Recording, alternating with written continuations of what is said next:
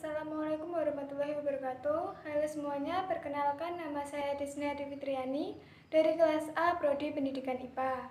Di sini saya akan menjelaskan tentang momentum, impuls, dan penerapannya dalam kehidupan sehari-hari. Yang pertama ada momentum. Momentum adalah besaran turunan dari masa, panjang, dan waktu. Momentum merupakan besaran turunan yang muncul karena adanya benda bermassa dan bergerak. Momentum dilambangkan dengan huruf P. Rumus momentum yakni P sama dengan M kali V, di mana P adalah momentum, M adalah massa, dan V adalah kecepatan benda. Dalam ilmu fisika, ada namanya hukum kekalan momentum, yang mengatakan bahwa momentum sebelum dan setelah tumbukan adalah selalu sama. Contohnya, ada dua benda mempunyai kecepatan dan massa masing-masing bertumbukan. Setelah bertumbukan, benda tersebut memiliki kecepatan yang berbeda. Maka, menurut hukum kekalan momentum dirumuskan sebagai M1 kali V1 ditambah M2 kali V2 sama dengan M1 kali V1 aksen ditambah M2 kali V2 aksen, di mana M adalah massa, V adalah kecepatan, dan V aksen adalah kecepatan setelah tumbukan. Kemudian ada impuls. Impuls adalah suatu peristiwa bekerjanya gaya dalam waktu yang singkat. Persamaan impuls yakni I sama dengan F kali delta T, di mana I adalah impuls, F adalah gaya, dan T adalah waktu. Hubungan antara impuls dan momentum.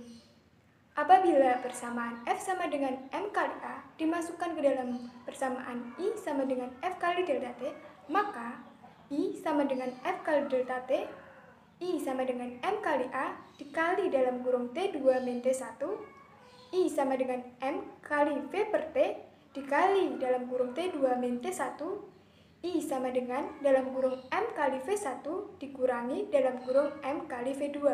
Jadi, besarnya impuls yang bekerja atau mengenai pada suatu benda sama dengan besarnya perubahan momentum terhadap benda tersebut. Kemudian, ada penerapan impuls dan momentum dalam kehidupan sehari-hari. Yang pertama adalah palu. Mengapa palu tidak dibuat dari kayu saja tetapi dibuat dari besi pada bagian kepalanya? Tujuannya supaya selang waktu kontak menjadi lebih singkat, sehingga gaya impuls yang dihasilkan lebih besar.